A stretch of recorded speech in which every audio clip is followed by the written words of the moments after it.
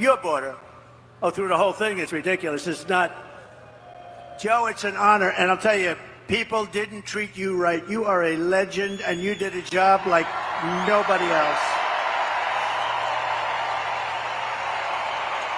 True.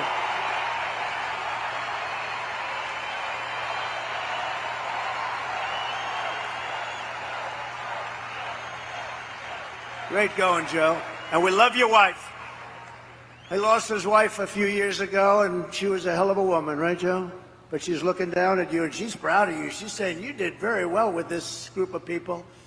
But I've known you for a long time, and there was nobody like him. He understood the border better than anybody, and he ran it fairly. He ran very fair, but he ran it strong, and they respected him. They didn't even try. So thank you very much, Joe. And your wife is... she's proud of you. She's proud of you. Very proud of you. We're grateful to be joined tonight by the founder of Turning Point Action, a gentleman named Charlie Kirk.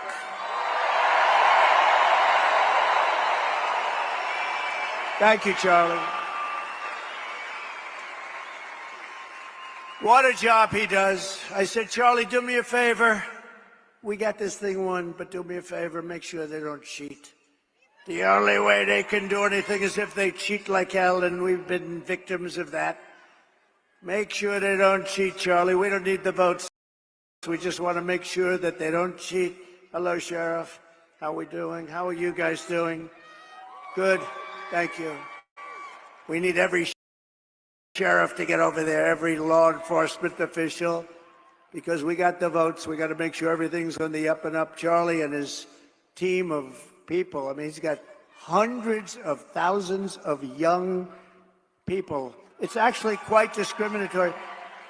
Charlie, have you ever been sued by old people for not accepting them?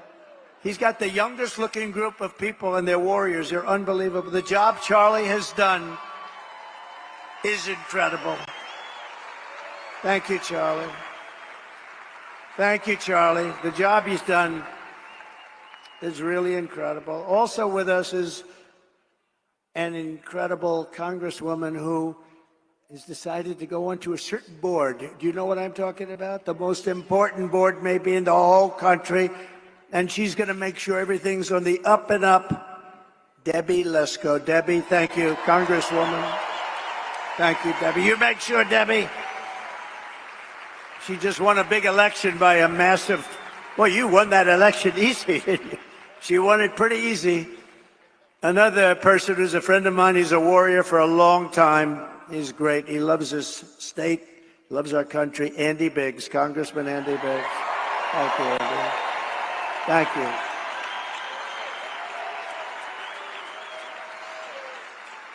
And two other warriors, a young one and a little bit older one, but boy, they are tough. You don't get tougher than Eli Crane and Paul Gosar. Paul Gosar.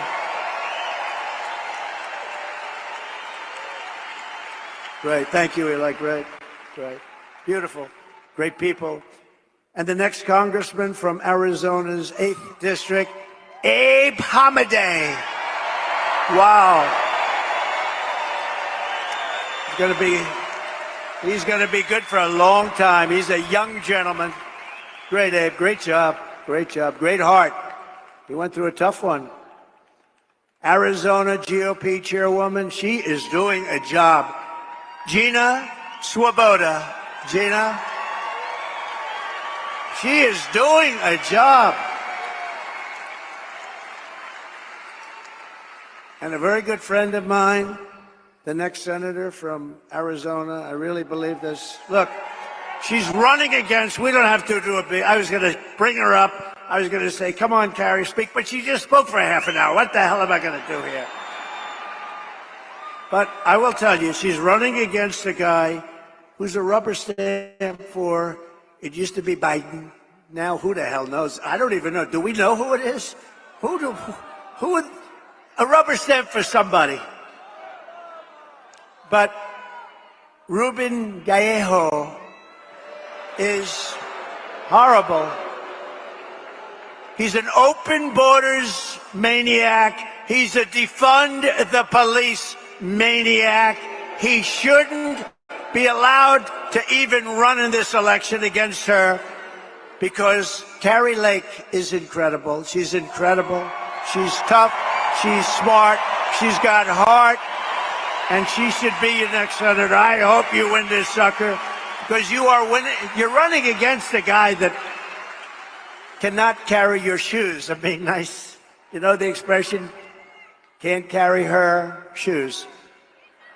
And you're going to have a big victory, and we're going to work together, and we're going to make sure we win this state.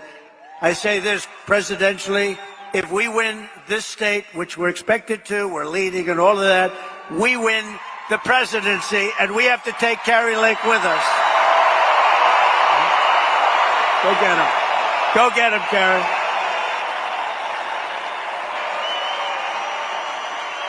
Go get him, Carrie.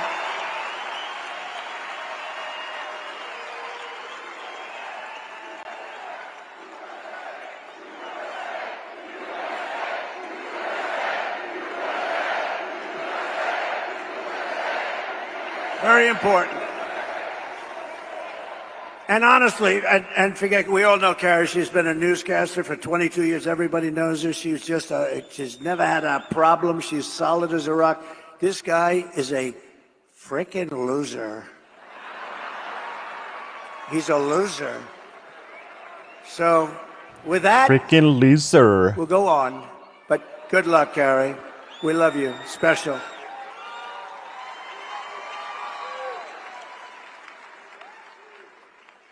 Since Democrats didn't talk about Kamala's horrendous record last night, we will. For nearly 4 years, Comrade Kamala Harris. I use that term, I don't know if it's good. Is it good or not, tell me? Let's do a poll. Let's do a poll. I love these free polls. Instead of spending $250,000 to a pollster that doesn't even poll, you know what they do? They take your money, they say, let's see, all right, 49 to 51, all right. It's one of the greatest businesses in history. I get a free poll here. Do you like the name? She's a radical left lunatic, okay? She's a defunder of the police. She wants to defund all the things that we talk about. Do I call her Comrade Kamala Harris or do I not? Ready? Ready? What do I do there? You tell me. You could tell me better than anybody. Okay, ready? I'll say yes or no. Yes.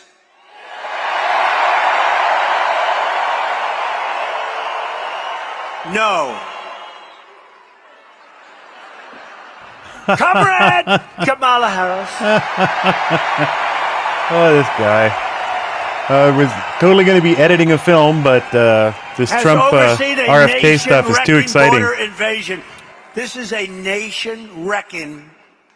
It's an invasion. You know, one of the ways I built hundreds of miles of wall. I was there yesterday. I looked up and down. I said, man, I built a lot of wall. And we could have put up 200 miles more, but they didn't want to do it. And that's when I said, you know, I think they really want open borders. But we built much more wall than I said I was going to build. And you couldn't see the end of it yesterday. You couldn't see the end. We had a news conference, but it's a dangerous area. It's a dangerous area because of her, because of him. But he put her in charge, you know, whether she's borders are. And that's what she was called. Only recently did she say she doesn't have that. But you know what? She has been the worst manager. And the Border Patrol never even saw it. They never even met her. She's in charge of it. They never even met her. And you suffered the price. She's allowed at least 20 million illegal aliens into our country, including millions and millions of unvetted fighting-age men from 159 countries. You know, it's no longer just South America. They come from Africa, the Congo. They come from a lot of coming from jails in the Congo. Let me tell you, these people, the nice thing, they make our criminals look like the nicest people on earth. That's how tough they are. They come from the Middle East. They come from areas that we're fighting. They come from enemy terrain. They come from all over the world, and they do come from South America, but not only from South America. 159 different countries in the last year, and they're totally unchecked and unvetted.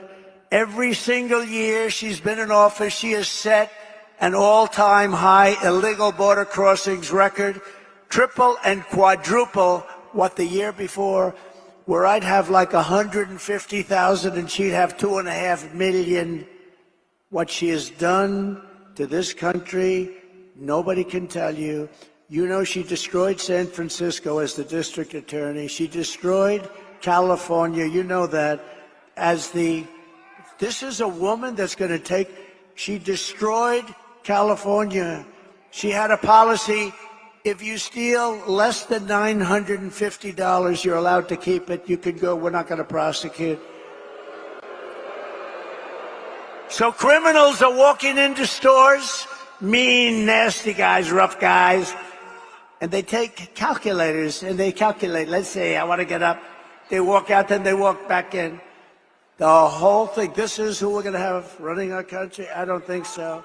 And nobody lies like her. She's a liar. She makes up crap. She's the one going to raise. You know, she said, Donald Trump is going to raise. You know why? She said I was going to raise it. Because I'm going to put tariffs on other countries coming into our country. And that has nothing to do with taxes to us. That's a tax on another country. And I did it with China, and we had no inflation. You know, I had no inflation. I took in hundreds of billions of dollars from China, and not one other president took in 10 cents. They were all, oh, China, we're afraid of China. We're afraid of China.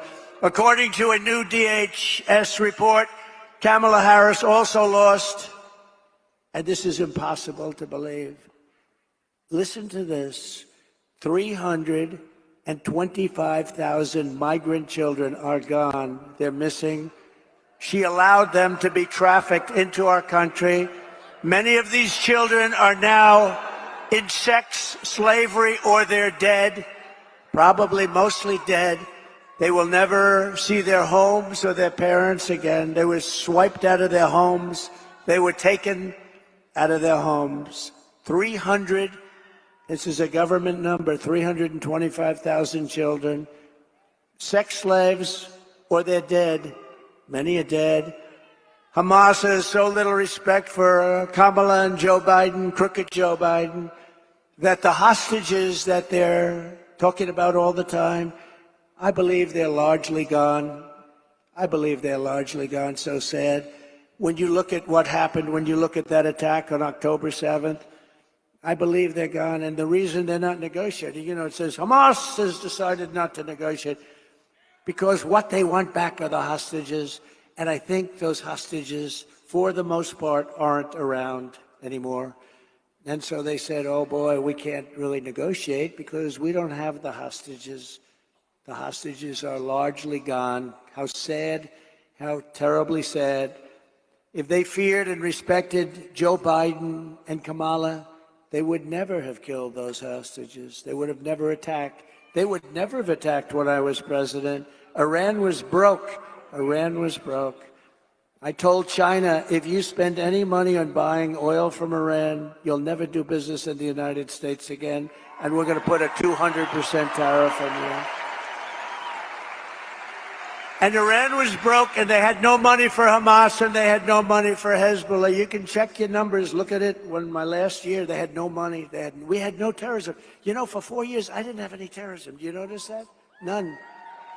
And when they asked Viktor Orban, the prime minister of Hungary, very strong guy, what is the reason that things are so bad now? The Middle East is blowing up. Russia's blowing up with Ukraine. There's wars starting all over the place. Looks like bad things could happen in Taiwan with China. What's the reason? He says, you got to get Donald Trump back as president. You won't have any problems. That's what he said. It's true. It's true. They respected your country. They respected your leader, but they respected our country. Now they laugh at our country. Our country has become a joke. She's provided deportation immunity to the vast majority of criminal aliens living inside the United States and is importing MS-13 gang members, known as the most violent gang of them all, into our cities and into our high school. Think of it, they're coming into our high schools. Kamala has set loose thousands of Venezuelan gang members who, according to law enforcement bulletins, have been given a license to shoot American police officers. You know that, right? Under Harris, ICE deportations are at the lowest level in history, the history of our country. She supports deadly sanctuary cities.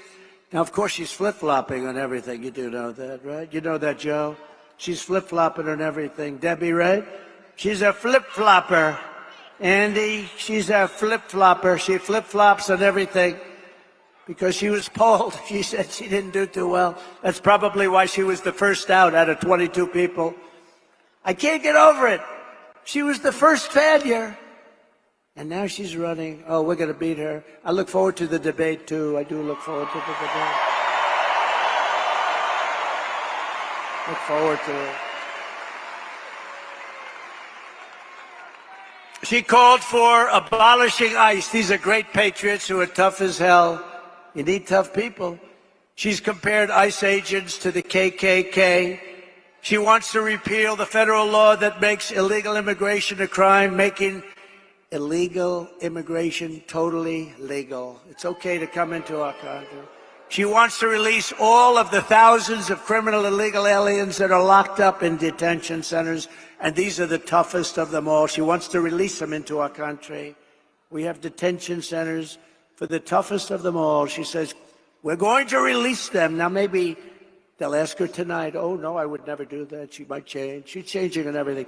But don't forget, if the election ever went haywire, if they can find a way to cheat enough, and she wins, in quote, she wins, she's going to do everything that you wouldn't dream of, including no fracking. She didn't discuss fracking last night. No fracking in Pennsylvania. I can't imagine she can do well in Pennsylvania. 500,000 jobs are involved with fracking, and a huge amount of their budget, everything's involved with fracking, and she's against it. In her speech last night, she lied about almost everything. She lied when she said, I was going to raise taxes. No, I'm lowering taxes. She's the one. She lied and said that, oh, this is the best. I'm going to be the one, and I was already there. I didn't touch your Social Security, and a lot of Democrats wanted me to. She lied when she said that I want to cut. A lot of Democrats wanted me to. No, she wants to cut it because she wants to have the illegal immigrants coming into our country to go on Social Security and Medicare, which will destroy Social Security and Medicare. It's Kamala Harris who cast a tie-breaking vote to cut Medicare by $266 billion. She cut your Medicare, remember this, by $266 billion, and then promised mass amnesty last night to 20 million illegal aliens and make them American citizens. So supposedly I missed absolutely RFK. Obliterate your Social Security. How far back was it? I've been watching for a while. It shows the least who's going to protect America's freedom. Oh, there we go. This is so crazy to see. Rumble, don't mess up on me. Mean rule by the Democrat establishment. It means rule by the American people. Tonight, I'm very pleased to welcome a man who has been an incredible champion for so many of these values that we all share, and we've shared them for a long time. I don't think too many of you people have heard of him. He's very low-key. He's a very low-key person, but he's highly respected. He's such a ham. He is a great person. I've known him for so long. For the past 16 months, Robert F. Kennedy Jr. Wow. This is so epic. Look at this.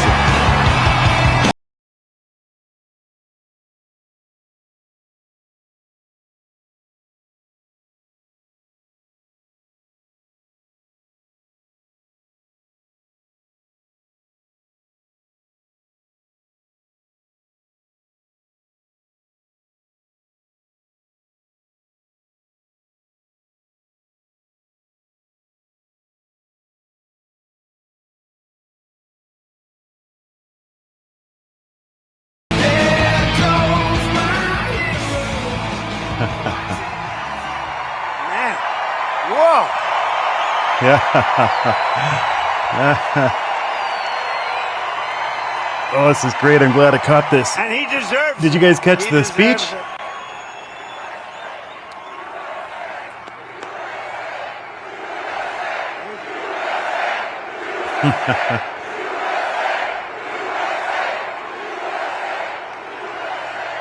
For the past 16 months, Bobby has run an extraordinary campaign for President of the United States. I know, because he also went after me a couple of times. I didn't like it. And I mean this sincerely. Had he been allowed to enter the Democrat primary, he would have easily beaten Joe Biden, but they wouldn't let him in. They put up rules. I've never seen rules like he had to have 65% of the vote in order to run, you know, little things like that. His candidacy has inspired millions and millions of Americans, raised critical issues that have been too long ignored in this country, and brought together people from across the political spectrum in a positive campaign grounded in the American values of his father, Robert Kennedy, a great man, and his uncle, President John F. Kennedy. And I know that they are looking down right now, and they are very, very proud of Bobby. I'm proud of Bobby. You want to know the truth?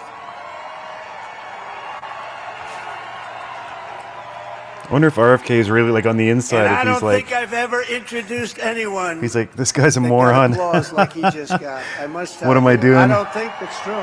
I don't think I've ever introduced anybody that got applause like that. See, this is going to be a test if these guys can get along. I mean, you know, in a lot of ways, they got a lot opposite. They do agree on a lot, but Trump putting up with the attention that RFK is going to get. He's going to steal a lot of attention. Amazing.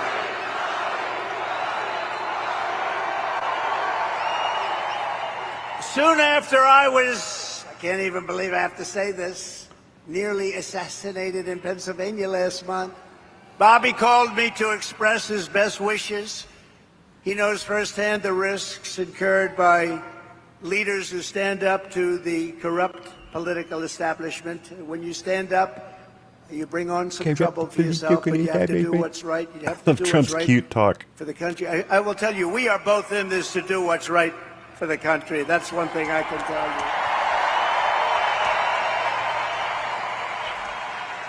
He lost his father and uncle in service to our country, and Bobby himself was subject to repeated threats to his safety during the course of his campaign, while being denied protection by the Harris-Biden administration. And this is a tribute in honor of Bobby. DMing. Can you announcing tonight can you that upon reply on my Twitter stream this time, or is it I will still establish locked? a new independent presidential commission on assassination attempts. Oh. And they will be tasked with commission. releasing all of the remaining documents pertaining to the assassination of President John F. Kennedy. Yeah.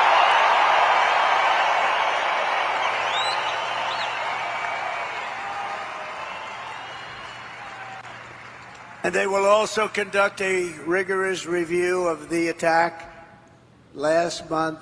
But I tell you, I have never had more people ask me, please, sir, release the documents on the Kennedy assassination. And we're going to do that. Why didn't you do it last time, man? And I also want to salute Bobby's decades of work as an advocate for the health of our families and our children. Nobody's done more. Millions and millions of Americans who want bear in mind that clean air, anyone clean mentioned water, can and a always healthy reply. nation So have concerns I'm going to about at you. toxins in our environment and pesticides in our food. That's why today I'm repeating my pledge to establish a panel of top experts working with Bobby to investigate what is causing the decades-long increase in chronic health problems and childhood diseases. including autoimmune disorders, autism, obesity, infertility, and many more. We want every child in America to grow up and to live a long and healthy life. So I just want to ask Bobby to speak for a little while. I'll stand aside. I'm going to stand aside. But I can only tell you, I've known him a long time. It's so weird. I mean, we're following each other. We've been a little bit on the opposite side of the equation, but I will say this. Is it set he to is a brilliant... blue check marks or I still something? think of him as young. He's not that young. But it's not. I always call him young, but he's not that young. But he is a phenomenal person, a phenomenal man who loves the people of this country as much as anybody can love the people of this country. So So Bobby, just put please say a few words. Rumble on, Steph, then can use chat. And I can show your brilliant comments on screen. Thank you. Thank you, President Trump.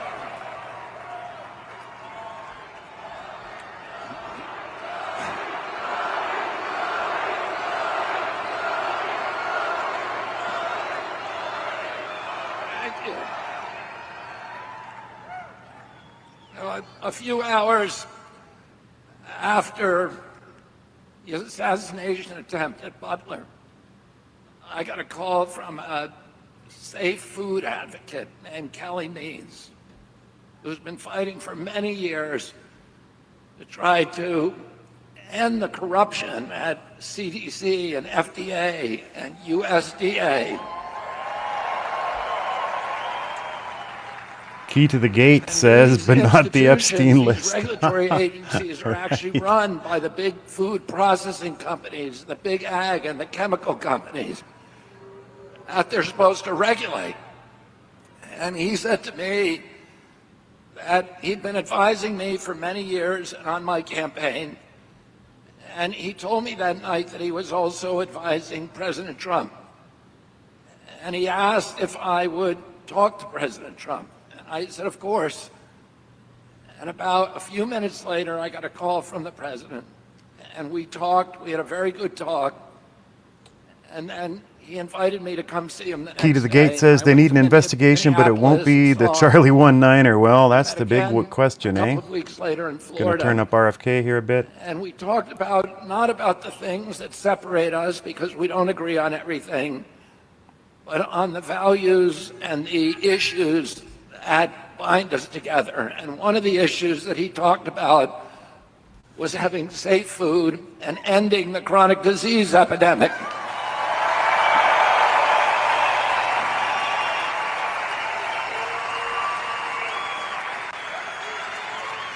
Our children are now the unhealthiest, sickest children in the world. Don't you want healthy children? Hey, Steph, I tried And don't you want tagging you right in a reply chemicals out of underneath our it, see if that food? changes anything. It says people that are mentioned can And don't you want the regulatory always agencies reply. to be free from corporate corruption? And that's what President Trump told me that he wanted. He also told me that he wanted to end the grip of the neocons on U.S. foreign policy. Yes. He said he didn't want any more $200 billion wars in Ukraine, that we could use that money back here in the United States.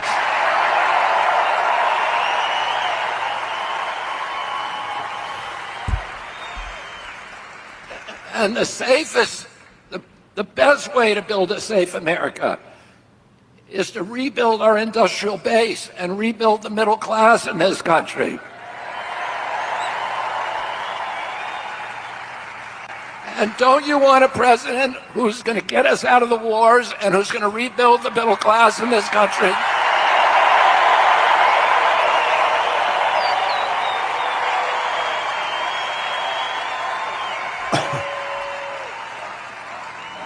And he told me that he wanted to end the censorship because the whole basis of American democracy is the free flow of information.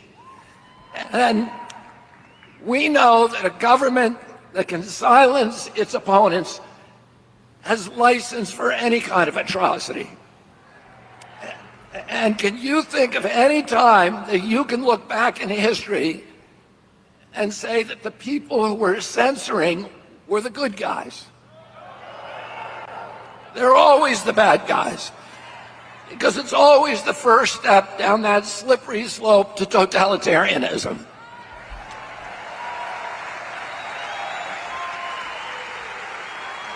And don't you want a president who's going to protect America's freedoms? What do you think? What position do you think he's going to get? What position do you think he should get?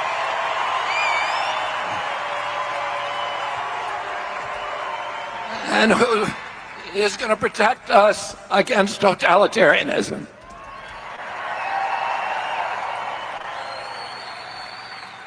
And I want to ask you again, don't you want a safe environment for your children? Don't you want to know that the food that you're feeding them is not filled with chemicals that are going to give them cancer and chronic disease? And don't you want a president that's going to make America healthy again?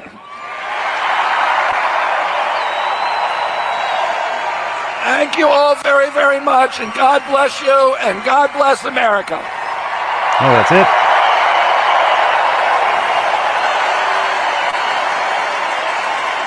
Trump's such a hugger now.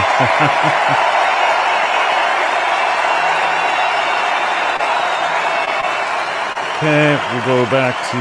I'll see what he says.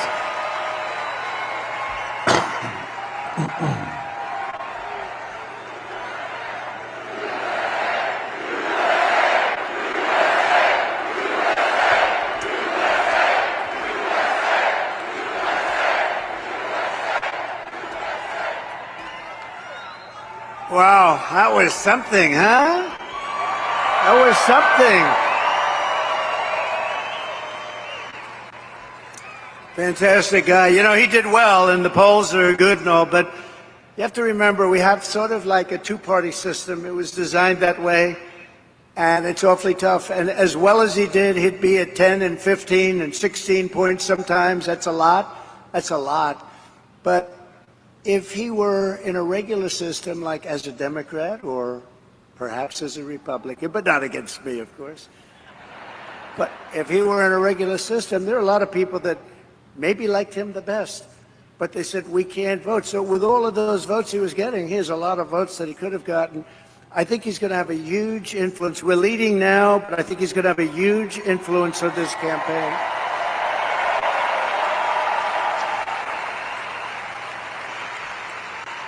Actually, much bigger than you'd see in the polls, and those numbers are big to start off with, but Bobby and I will fight together to defeat the corrupt political establishment and return control of this country to the people.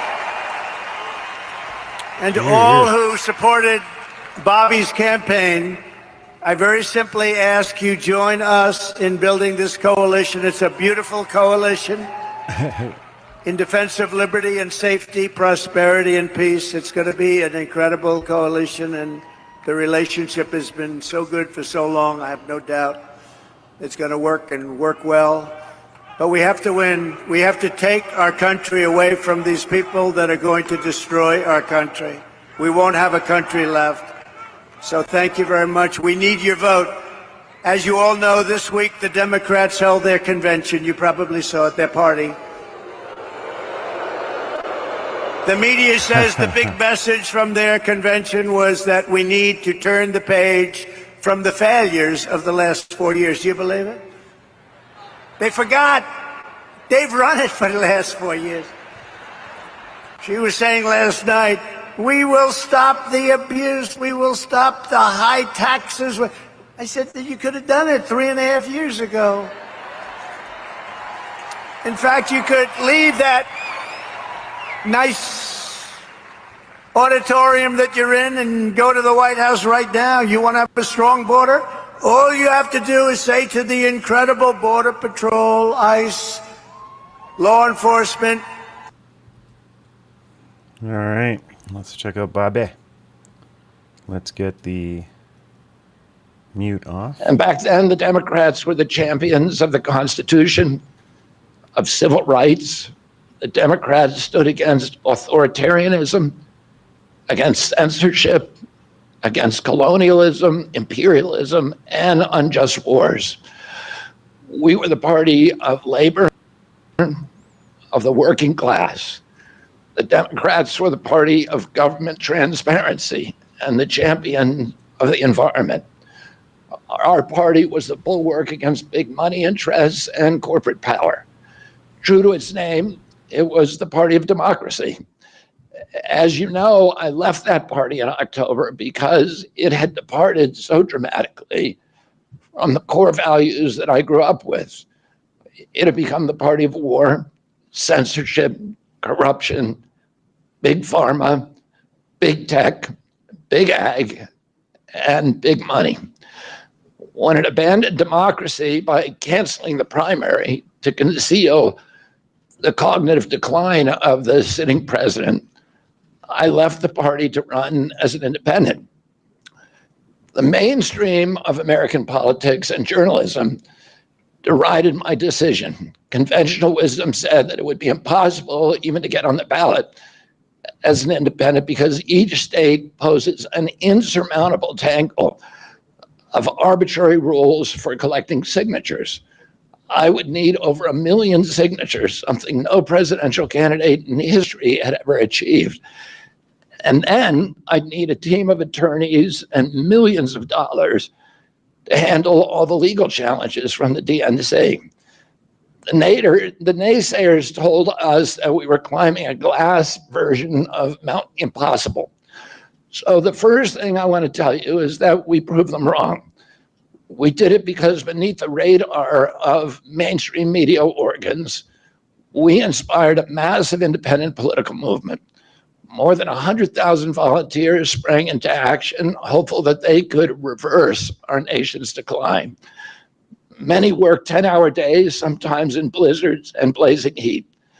They sacrificed family time, personal commitments, and sleep month after month, energized by a shared vision of a nation healed of its divisions. They set up tables at churches and farmers markets. They canvassed door to door. In Utah and in New Hampshire, volunteers collected signatures in snowstorms, convincing each supporter to stop in the frigid cold, to take off their gloves, and to sign legibly. During a heat wave in Nevada, I met a tall, athletic volunteer who cheerfully told me that he had lost 25 pounds collecting signatures in 117-degree heat. To finance this effort, young Americans donated their lunch money, and senior citizens gave up part of their Social Security checks. Our 50-state organization collected those millions of signatures and more. No presidential campaign in American political history has ever done that. And so I want to thank all of those dedicated volunteers and congratulate the campaign staff who coordinated this enormous logistical feat. Your accomplishments were regarded as impossible. You carried me up that glass mountain. You pulled off a miracle. You achieved what all the pundits said could never be done. You have my deepest gratitude, and I'm never going to forget that, not just for what you did for my campaign, but for the sacrifices you made because you love our country. You showed everyone that democracy is still possible here. It continues to survive in the press and in the idealistic human energies that still thrive beneath a canvas of neglect and of official and institutional corruption. Today, I'm here to tell you that I will not allow your efforts to go to waste. I'm here to tell you that I will leverage your tremendous accomplishments to serve the ideals that we share, the ideals of peace, of prosperity, of freedom, of health, all the ideals that motivated my campaign. I'm here today to describe the path forward that you have opened with your commitment and with your hard labors. Now, in an honest system, I believe that I would have won the election. In a system the kind that my father and my uncles thrived in, a system with open debates, with fair primaries, with regularly scheduled debates, with fair primaries, and with a truly independent media untainted by government propaganda and censorship. In a system of nonpartisan courts and election boards, everything would be different. After all, the polls consistently showed me beating each of the other candidates, both in favorability and also in head-to-head matchups. But I'm sorry to say that while democracy may still be alive at the grassroots, it has become little more than a slogan for our political institutions, for our media, and for our government, and most sadly at all for me, the Democratic Party. In the name of saving democracy, the Democratic Party set itself to dismantling it, lacking confidence in its candidate, that its candidate could win in a fair election at the voting booth. The DNC waged continual legal warfare against both President Trump and myself.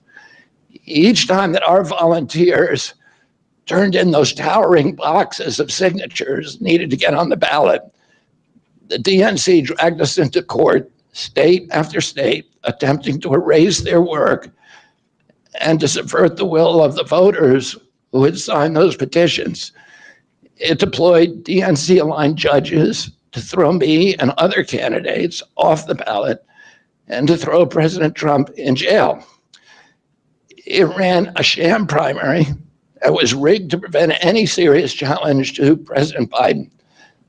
Then, when a predictably bungled debate performance precipitated the palace coup against President Biden, the same shadowy DNC operatives appointed his successor, also without an election. They installed a candidate who was so unpopular with voters that she dropped out in 2020 without winning a single delegate. My uncle and my father both relished debate. They prided themselves on their capacity to go toe-to-toe with any opponent in the battle over ideas.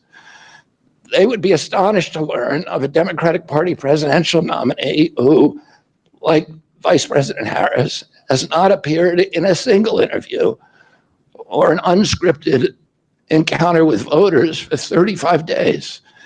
This is profoundly undemocratic. How are people to choose when they don't know whom they are choosing? And how can this look to the rest of the world? My father and my uncle were always conscious of America's image abroad because of our nation's role as the template for democracy, the role model for democratic processes, and the leader of the free world.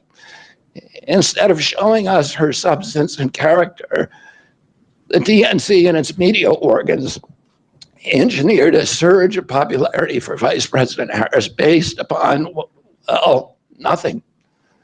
No policies, no interviews, no debates, only smoke and mirrors and balloons in a highly produced Chicago circus. There in Chicago, a string of Democratic speakers mentioned Donald Trump 147 times just on the first day.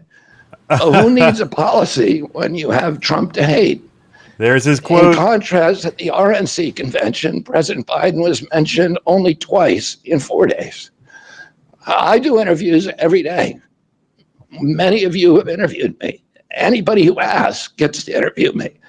Some days I want to interview you. As many as 10. President Trump, who actually was nominated and won an election, also does interviews daily. How did the Democratic Party choose a candidate that has never done an interview or debate during the entire election cycle? We know the answers. They did it by weaponizing the government agencies. They did it by abandoning democracy. They did it by suing the opposition and by disenfranchising American voters. What most alarms me isn't how the Democratic Party conducts its internal affairs or runs its candidates. What alarms me is the resort to censorship and media control and the weaponization of the federal agencies. When a U.S. president colludes with or outright coerces media companies to censor political speech, it's an attack on our most sacred right of free expression, and that's the very right upon which all of our other constitutional rights rest.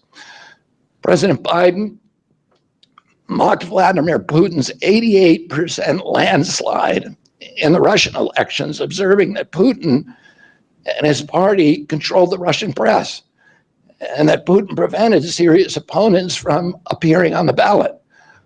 But here in America, the DNC also prevented opponents from appearing on the ballot. And our television networks expose themselves as Democratic Party organs. Over the course of more than a year, in a campaign where my poll numbers reached at times in the high 20s, the DNC-aligned mainstream media networks maintain a near perfect embargo on interviews with me. During his 10-month presidential campaign in 1992, Ross Perot gave 34 interviews on mainstream networks. In contrast, during the 16 months since I declared, ABC, NBC, CBS, MSNBC, and CNN combined gave only 2 live interviews from me. Those networks instead ran a continuous deluge of hit pieces with inaccurate, often vile, pejoratives and defamatory smears. Some of those same networks and colluded with the DNC to keep me off the debate stage. Representatives of those networks are in this room right now, and I'll just take a moment to ask you to consider the many ways that your institutions have abdicated this really sacred responsibility, the duty of a free press to safeguard democracy and to challenge always the party in power.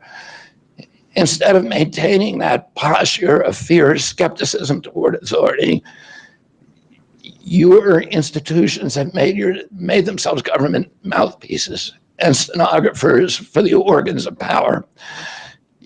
You didn't alone cause the devolution of American democracy, but you could have prevented it. The Democratic Party's censorship of social media was even more of a naked exercise of executive power. This week, a federal judge, Terry Doty, upheld my injunction against President Biden, calling the White House's censorship project, quote, the most egregious violation of the First Amendment in the history of the United States of America. Doty's previous 155-page decision details how just 37 hours after he took the oath of office, swearing to uphold the Constitution, President Biden and his White House opened up a portal and then invited the CIA, the FBI, CISA, which is a censorship agency, it's the center of the censorship industrial complex, DHS, the IRS, and other agencies to censor me and other political dissidents on social media. Even today, users who try to post my campaign videos to Facebook or YouTube get messages that this content violates community standards. 2 days after Judge Doty rendered his decision this week, Facebook was still attaching warning labels to an online petition calling on ABC to include me in the upcoming debate. They said that violates community standards, their community standards. The mainstream media was once the guardian of the First Amendment and democratic principles, and it's joined this systemic attack on democracy. It also, the media justifies their censorship on the grounds of combating misinformation, but governments and oppressors don't censor lies. They don't fear lies. They fear the truth, and that's what they censor. And I don't want any of this to sound like a personal complaint, because it's not. For me, it's all part of a journey, and it's a journey that I signed up with. But I need to make these observations because I think they're critical for us doing the thing that we need to do as citizens in a democracy to assess where we are in this country and what our democracy still looks like, and the assumptions about U.S. leadership around the globe. And are we living up? Are we really still a role model for democracy in this country? Or have we made it, a kind of a joke? And here's the good news. While mainstream outlets denied me a critical platform, they didn't shut down my ideas, which have especially flourished among young voters and independent voters, thanks to the alternative media. Many months ago, I promised the American people that I would withdraw from the race if I became a spoiler. A spoiler is someone who will alter the outcome of the election but has no chance of winning. In my heart, I no longer feel that I have a realistic path to electoral victory in the face of this relentless systematic censorship and media control.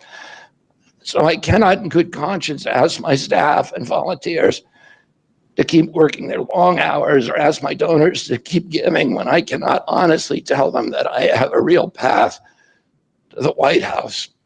Furthermore, our polling consistently showed that by staying on the ballot in the battleground states, I would likely hand the election over to the Democrats, with whom I disagree on the most existential issues: censorship, Wow. war, and chronic disease. Yes. Oh, I want everyone to know that I am not terminating my campaign. I am simply suspending it and not ending it. My name will remain on the ballot in most states. If you live in a blue state, you can vote for me without harming or helping President Trump or Vice President Harris. In red states, the same will apply. I encourage you to vote for me. And enough of you do vote for me, and neither of the major party candidates win 270 votes, which is quite possible. In fact, today our polling shows them tying at 269 to 269. And I could conceivably still end up in the White House in a contingent election. But in about 10 battleground states where my presence would be a spoiler, I'm going to remove my name. And I've already started that process and urge voters not to vote for me. It's with a sense of victory and not defeat that I'm suspending my campaign activities. Not only did we do the impossible by collecting 1 million signatures, we changed the national political conversation forever. Such a level above everyone else in speaking free speech, government corruption, breaking our addiction to war, have moved to the center of politics. I can say to all who have worked so hard the last year and a half, thank you for a job well done. 3 great causes drove me to enter this race in the first place, primarily. And these are the principal causes that persuaded me to leave the Democratic Party and run as an independent. And now to throw my support to President Trump. The causes were free speech, a war in Ukraine, and the war on our children. I've already described some of my personal experiences and struggles with the government's censorship industrial complex. I want to say a word about the Ukraine war. The military industrial complex has provided us with a familiar comic book justification, like they do on every war, that this one is a noble effort to stop a supervillain, Vladimir Putin, invading the Ukraine and then to thwart his Hitler-like march across Europe. In fact, tiny Ukraine is a proxy in a geopolitical struggle initiated by the ambitions of the U.S. neocons or American global hegemony. God, no wonder. I'm not excusing no wonder they Putin sued for to keep him invading out. Ukraine. He had other options. It's so good for the Americans to hear this. The war is Russia's predictable response to the reckless neocon project of extending NATO to encircle Russia, a hostile act. The credulous media rarely explained to Americans that we unilaterally walked away from 2 intermediate nuclear weapons treaties with Russia and then put nuclear-ready Aegis missile systems in Romania and Poland. This is a hostile act. And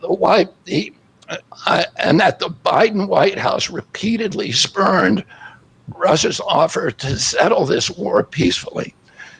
The Ukraine war began in 2014 when U.S. agencies overthrew the democratically elected government of Ukraine and installed a hand-picked pro-Western government that launched a deadly civil war against ethnic Russians in Ukraine.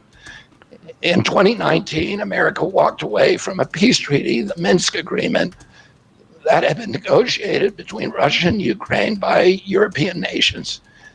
And then in April of 2022, we wanted the war.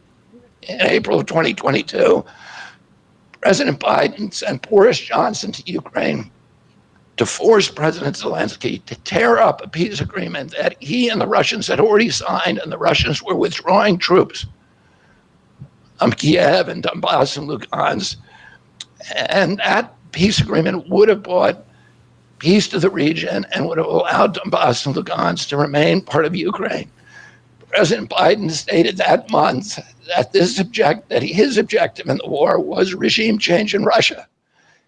His Defense Secretary, Lloyd Austin, simultaneously explained that America's purpose in the war was to exhaust the Russian army, to degrade its capacity to fight anywhere else in the world. These objectives, of course, have nothing to do with what they were telling Americans about protecting Ukraine's sovereignty. Ukraine is a victim in this war, and it's a victim of the West. Since then, of Russia and both Russia and the West. Since then, we have, since tearing up that agreement, forcing Zelensky to tear up the agreement, we've squandered the flower of Ukrainian youth, as many as 600,000 Ukrainian kids and over 100,000 Russian kids, all of whom we should be mourning, have died, and the Ukraine's infrastructure is destroyed. The war has been a disaster for our country as well. We squandered nearly $200 billion already, and these are badly needed dollars in our communities, suffering communities all over our country. The Nord Stream pipeline sabotage and the sanctions have destroyed Europe's industrial base, which formed the bulwark of U.S. national security. A strong Germany with a strong industry is a much, much stronger deterrent to Russia, and a Germany that is deindustrialized and turned into just an extension of U.S. military base. We've pushed Russia into a disastrous alliance with China and Iran. We're closer to the brink of nuclear exchange than at any time since 1962. And the neocons in the White House don't seem to care at all. Our moral authority and our economy are in shambles. And the war gave rise to the emergence of BRICS, which now threatens to replace the dollar as the global reserve currency. This is a first-class calamity for our country. Judging by her bellicose, belligerent speech last night in Chicago, we can assume that President Harris will be an enthusiastic advocate for this and other neocon military adventures. And President Trump says that he will reopen negotiations with President Putin and end the war overnight as soon as he becomes president. This alone would justify my support for his campaign. Last summer, it looked like no candidate was willing to negotiate a quick end to the Ukraine war, to tackle chronic disease epidemic, to protect free speech, our constitutional freedoms, to clean corporate influence out of our government, or to defy the neocons and their agenda of endless military adventurism. But now one of the two candidates has adopted these issues as his own, to the point where he has asked to enlist me in his administration. I'm speaking, of course, of Donald Trump. Less than 2 hours after President Trump narrowly escaped assassination. I just want to jump in here and, very modestly say that I called this the day that that phone call leaked. Remember the leaked phone call? And then Bobby had to go on Twitter and apologize and know it was a cameraman that I'd hired for a documentary and didn't know he was filming, and I'm so ashamed it got released. Yeah, I mean, that was like, that doesn't happen with somebody that coordinated. So I knew it the moment that he had that call with Trump and it quote unquote leaked that we'd be at this stage soon enough, and I'm so happy. So happy for my American brethren. Callie Means called me on my cell phone. I was then in Las Vegas. Callie is arguably the leading advocate for food safety, for soil regeneration, and for ending the chronic disease epidemic that is destroying America's health and ruining our economy. Callie has exposed the insidious corruption at the FDA, the NIH, the HHS, and the USDA that has caused the epidemic. Callie had been working on and off for my campaign, advising me on those subjects since the beginning. And those subjects have been my primary focus for the last 20 years. I was delighted when Callie told me that day that he had also been advising President Trump.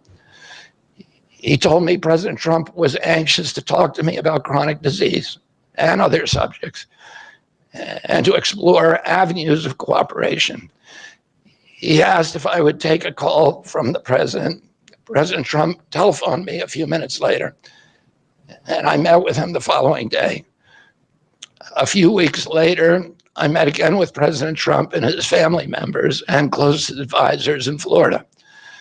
In a series of long, intense discussions, I was surprised to discover that we are aligned on many key issues. In those meetings, he suggested that we join forces as a unity party. We talked about Abraham Lincoln's team of rivals. That arrangement would allow us to disagree publicly and privately and fiercely, if need be, on issues over which we differ, while working together on the existential issues upon which we are in concordance. I was a ferocious critic of many of the policies during his first administration, and there are still issues and approaches upon which we continue to have very serious differences. But we are aligned with each other on other key issues like ending the forever wars, ending the childhood disease epidemics, securing the border, protecting freedom of speech, unraveling the corporate capture of our regulatory agencies, getting the U.S. intelligence agencies out of the business of propagandizing and censoring and surveilling Americans and interfering with our elections. Following my first discussion with President Trump, I tried unsuccessfully to open similar discussions with Vice President Harris. Vice President Harris declined to meet or even to speak with me.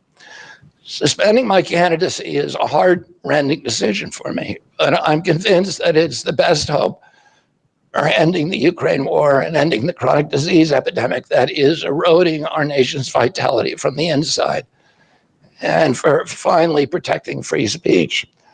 I feel a moral obligation to use this opportunity to save millions of American children, above all things.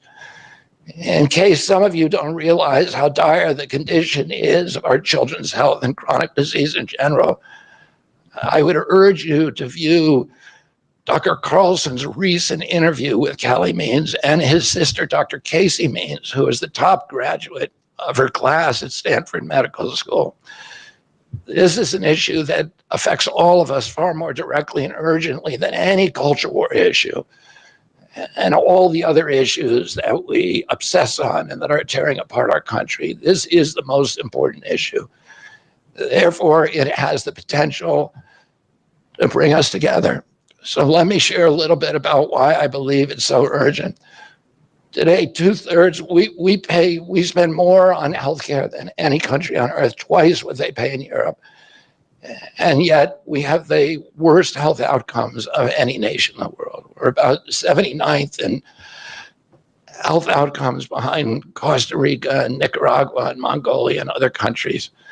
Nobody has a chronic disease burden like we have. And during the COVID epidemic, we had the highest body count of any country in the world. We had 16% of the COVID deaths, and we only have 4.2% of the world's population. And CDC says that's because we are the sickest people on earth. We have the highest chronic disease rate on earth. And the average American who died from COVID had 3.8 chronic diseases. So these were people who had immune system collapse, who had mitochondrial dysfunction. And no other country has anything like this. 2/3 of American adults and children suffer from chronic health issues. 50 years ago, that number was less than 1%. So we've gone from 1% to 66%. In America, 74% of Americans are now overweight or obese, and 50% of our children. 120 years ago, when somebody was obese, they were sent to the circus. There were case reports done about them. Obesity was almost unknown.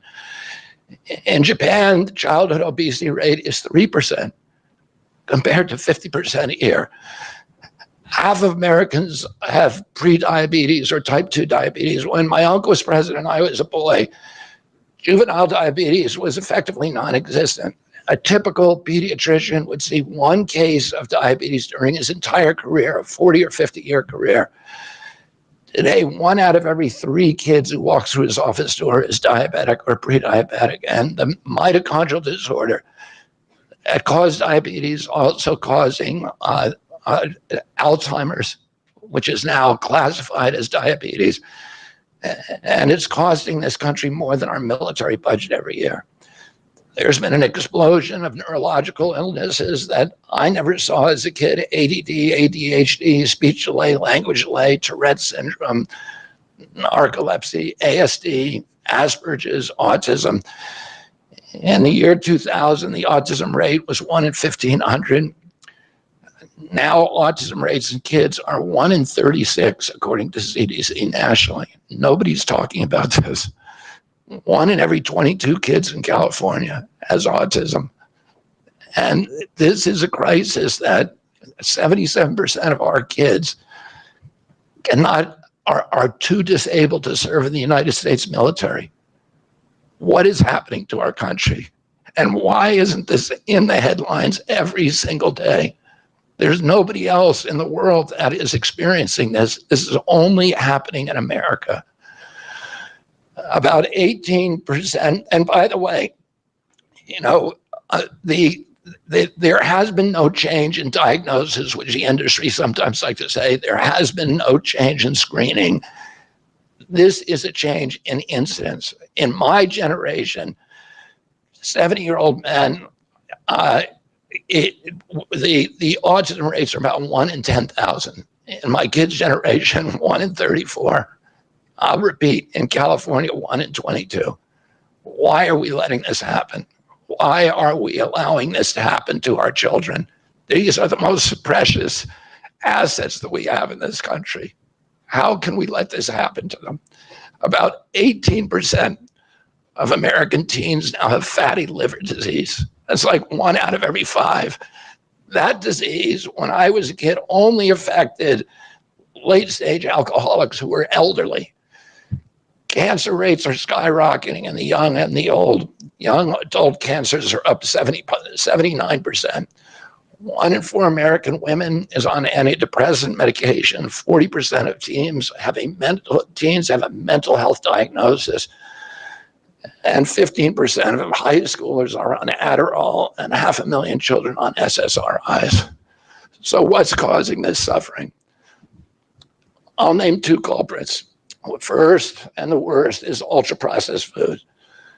About 70% of American children's diet is ultra-processed. That means industrial manufactured in a factory. These foods consist primarily of processed sugar, ultra-processed grains, and seed oils. Laboratory scientists many of whom formerly worked for the cigarette industry, which purchased all the big food companies in the 1970s and 80s, deployed thousands of scientists to figure out new chemicals to make the food more addictive. And these ingredients didn't exist 100 years ago. Humans aren't biologically adapted to eat them. Hundreds of these chemicals are now banned in Europe, but ubiquitous in American processed foods. The second culprit is toxic chemicals in our food, our medicine, in our environment. Pesticides, food additives, pharmaceutical drugs, and toxic waste permeate every cell of our bodies.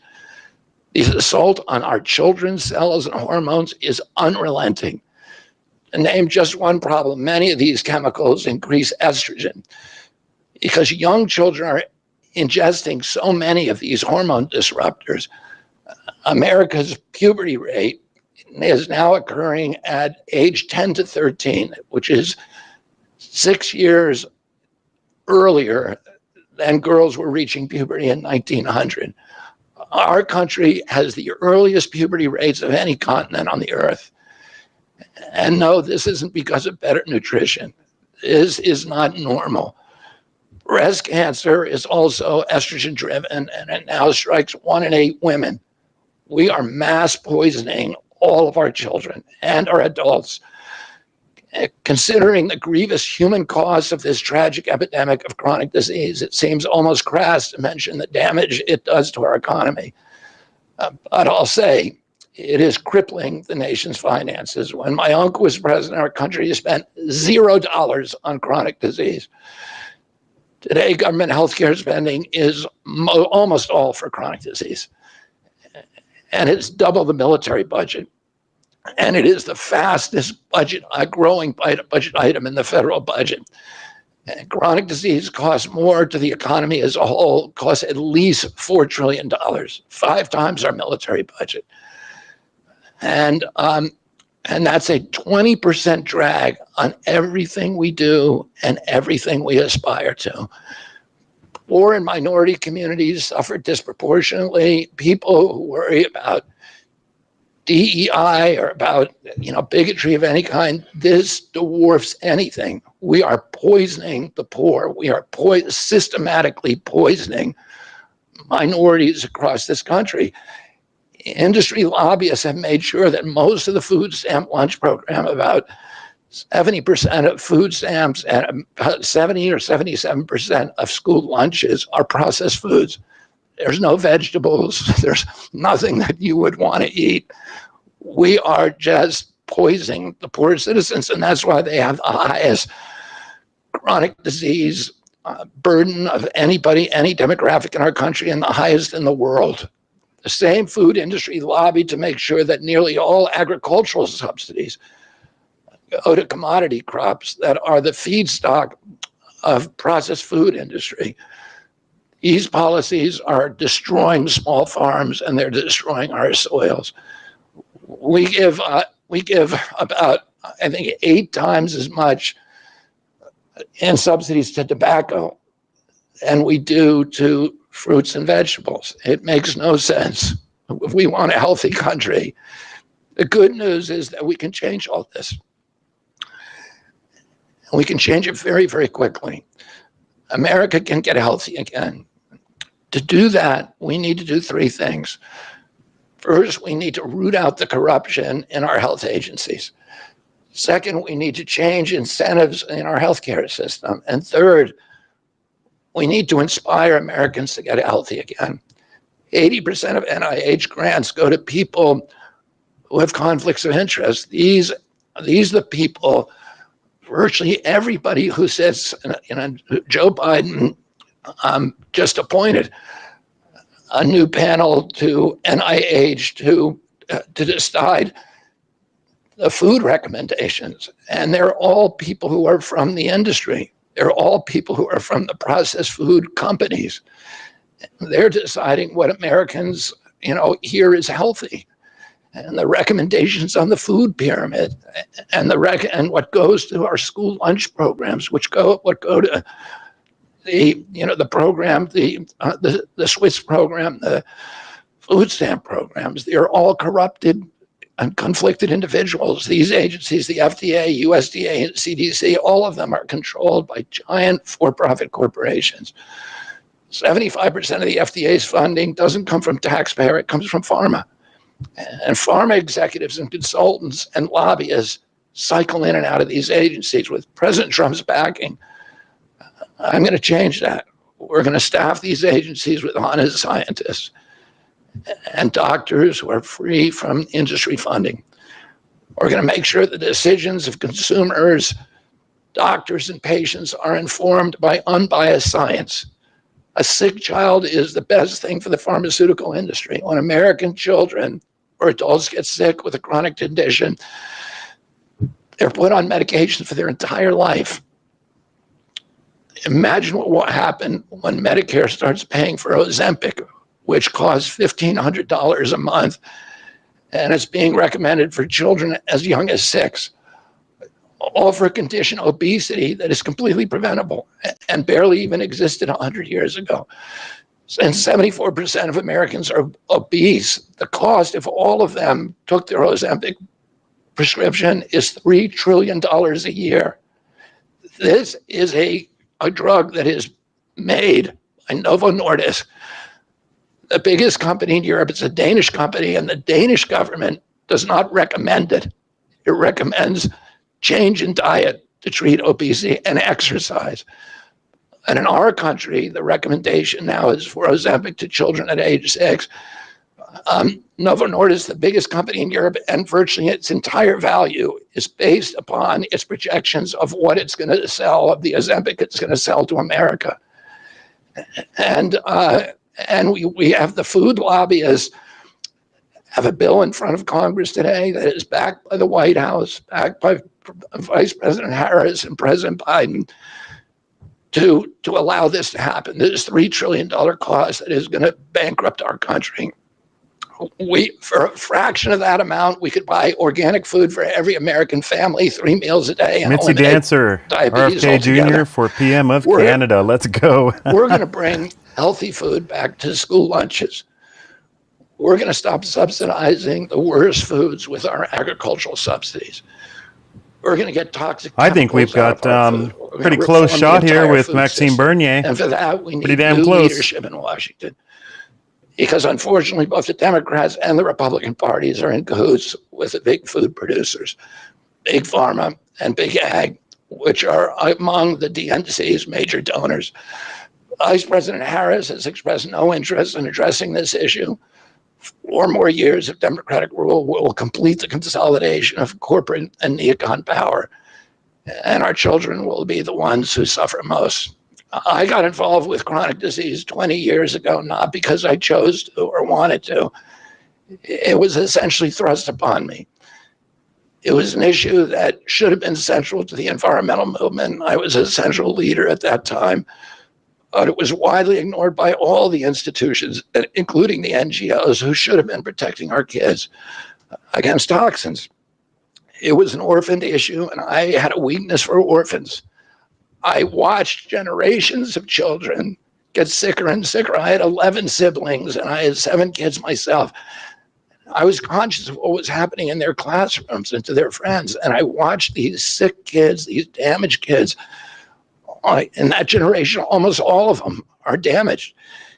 And nobody in power seemed to care or to even notice. For 19 years, I prayed every morning that God would put me in a position to end this calamity. The chronic disease crisis was one of the primary reasons for my running for president, along with ending censorship in the Ukraine war.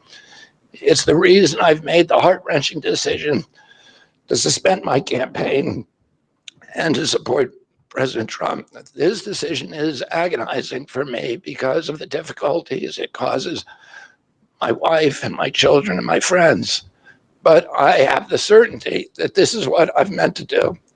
And that certainty gives me internal peace, even in storms.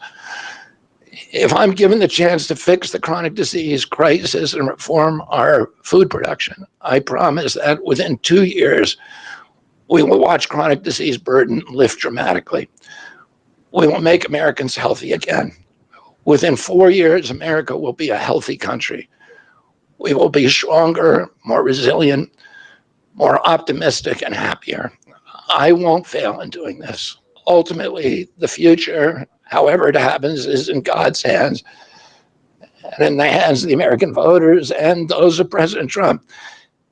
If President Trump is elected and honors his word, the vast burden of chronic disease that now demoralizes and bankrupts the country will disappear. This is a spiritual journey for me. I reached my decision through deep prayer, through hard-nosed logic, and I asked myself, what choices must I make to maximize my chances to save America's children and restore national health?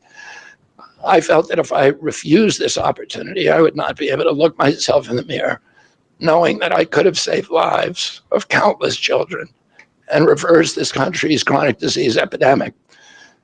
I'm 70 years old. I may have a decade to be effective. I can't imagine that President Harris would allow me or anyone to solve these dire problems. After 8 years of President Harris, any opportunity for me to fix the problem will be out of my reach forever. President Trump has told me that he wants this to be his legacy.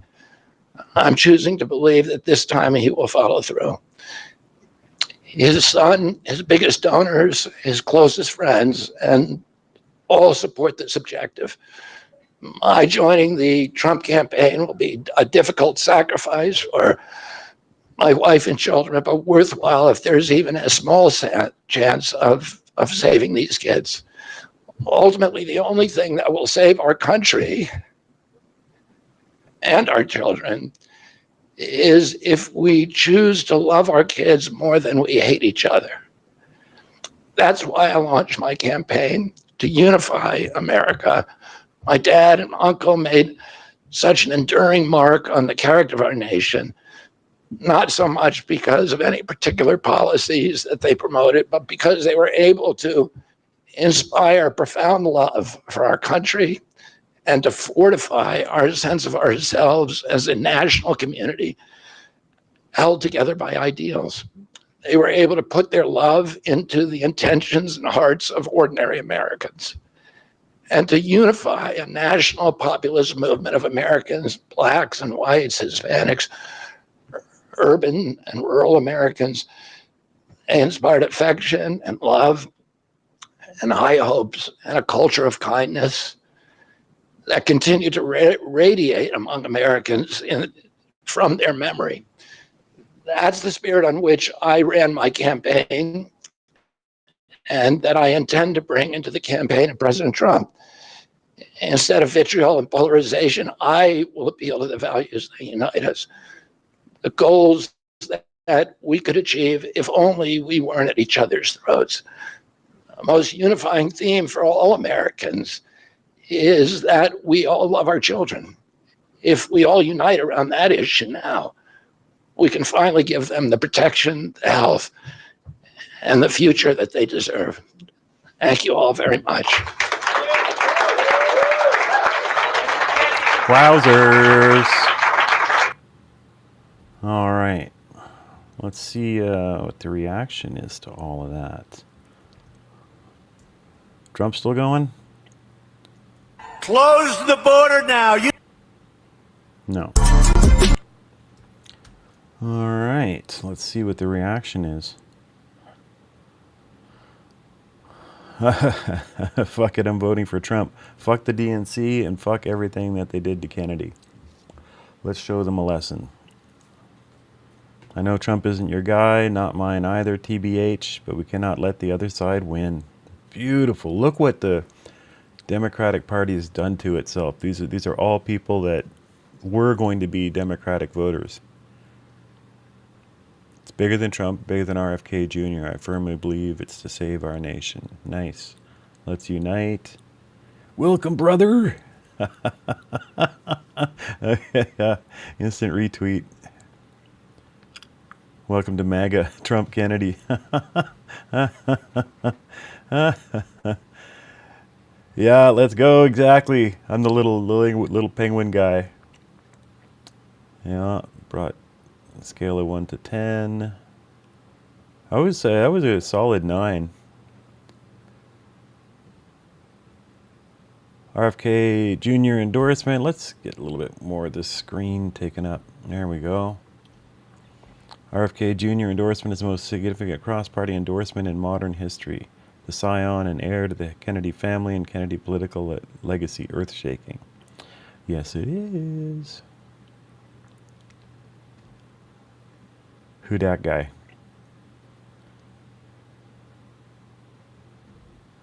Yeah, that's right. So technically his campaign is suspended in 10 states. So he hasn't actually fully pulled out, but I mean, this seems like semantics at this point. I guess he could start running again if he wanted to, but in those 10 states, the battleground states, he's pulling out so that he doesn't hurt Trump. RFK Jr.'s family attack SRFK Jr., I assume that's a typo, calls Trump support a betrayal. Yeah, these assholes. Our brother Bobby's decision to endorse Trump today is a betrayal of the values that our father and our family hold most dear. It's a sad ending to a sad story. JFK would have acted way more like Trump, not with the insults and stuff and the kind of rough talk, but other than that, his policy would have been nearly identical to Trump's, I think. More talking, less fighting. Rob Schneider endorsed Trump. Of course he did.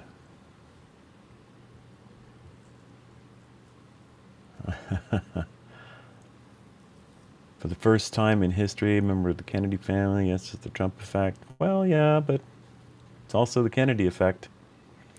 Yeah, says he's not terminating his campaign while suspending it in 10 battleground states in order to benefit Donald Trump. Staying on the ballot in states where his presence hurts Kamala and removing himself from states where it hurts Trump.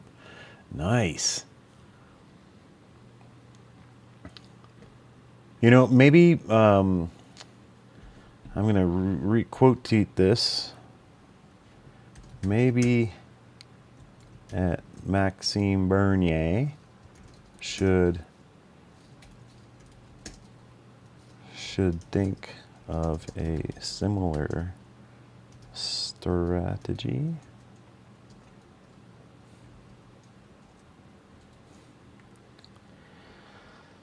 Let's see. One of these days I'll get Maxime to reply to me. Met him and very briefly interviewed him at the Freedom Convoy, but of course, I mean, thousands of people meet him. He's not going to remember me. And he told our audience to be super spreaders of truth.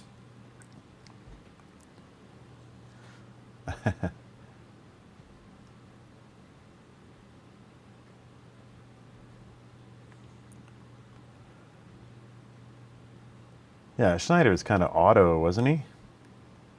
He was auto Republican by now, wasn't he? He wasn't he at the RNC? I'm seeing hundreds of thousands of posts. Oh wow, George, you really can read tweets. Hundreds of thousands of posts just like this. RFK Jr.'s endorsement is massive. Moderate Democrats to speak up in support of Trump. Isn't that wild? This is just fantastic. CNN's Aaron Burnett reacts to RFK's endorsement of Trump. And Trump in some of those same states. Ooh, that's First loud. time.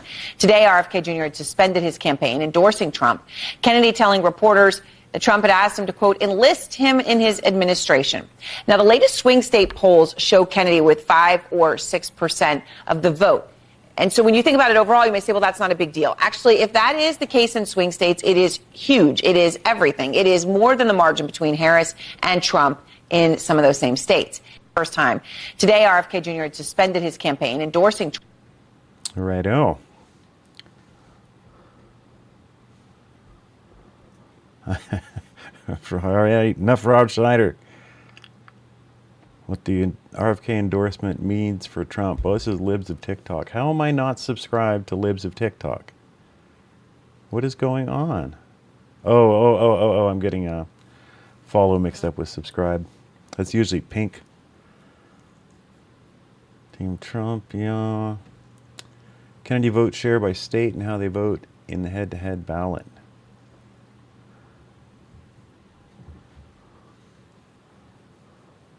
Yeah, look at those undecideds. Holy smoke. Arizona 53-28 for Trump. Michigan's tight, 43-41.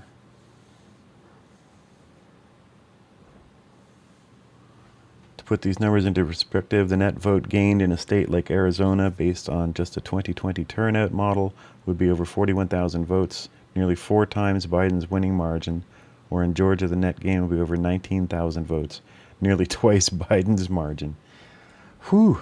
So when you hear or see the Harris team and or the Democrats try to spin otherwise, know that the data clearly paints a different picture. This is good news for President Trump and his campaign, plain and simple. Love you, libs. No more Rob Schneider.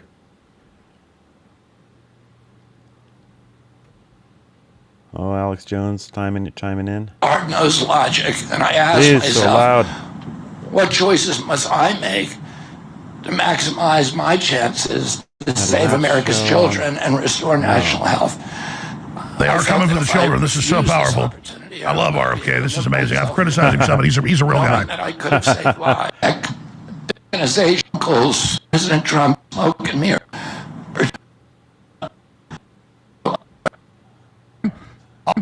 I'll suspend my campaign. I'll stay on the ballot in blue states, but I'm getting off in Arizona, Michigan, Georgia, Pennsylvania, and the other battlegrounds. And then if you still want to vote for me where it doesn't really matter, go ahead. But really, I guess that's him explaining it to his wife. That's not how it's going to work. It's a champagne night Blue for states Alex. that are close to going red, you will see several blue states or more, I predict at least 2, go red because of that. So his people will go out and vote for him instead of Biden as independents. That'll pull mainly from Biden. And then he's pulling out the ballot in the red states, so it's a head-to-head between, I keep saying Biden, it doesn't matter, the puppet, Kamala. And then Trump will have an even bigger shot at overriding the fraud. So that's where we are, ladies and gentlemen. And so by getting off the ballot in the battleground states, he gives Trump at least 5, 6, 7 points. And by having people vote against Biden in blue states, we'll probably get some blue states. So this is definitely champagne time. Here's to RFK Jr., a bold move, but it's still on the surface, won't outrage his wife. She probably doesn't understand politics that much. And so there you go. And it also won't piss off some of his constituency that absolutely hates Trump, which is probably about half of them. So this is pretty smart by RFK Jr. Nobody said he's a dummy. And so this is a big deal. Let's go back to him. This is historic. But now one of the 2 candidates has adopted these issues as his own, to the point where he has asked to enlist me in his administration. I'm speaking, of course, of the RFK subjects have been my primary focus for days. I was starting later, while working together on the existential. I just want to see Alex yell some more. As autism.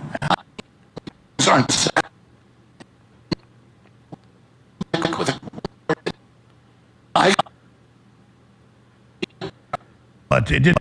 It felt so good to fight for our children and to know we're going to turn the tide. And he's dead on about the depopulation operation. That's the key to everything. And I just wish when he was in town a month ago and they called me to go get dinner with him, I didn't get the message 2 days later, but we're going to hook up soon. And the point is that I'm glad the campaign call and gave us this. And I was like, why? They're like, well, we love you. So just, okay. So I'm not going to say other things, Kennedy, but I'll just leave it at that. But it did come from high up in the campaign, very high. So, folks, right in the middle of it, very close to the decision making. So there you go. And I get a little paranoid thinking, I was asking Roger, is this a setup or something? Are they trying to use this as a test? And Roger goes, well, there are cases of this, but I don't think so.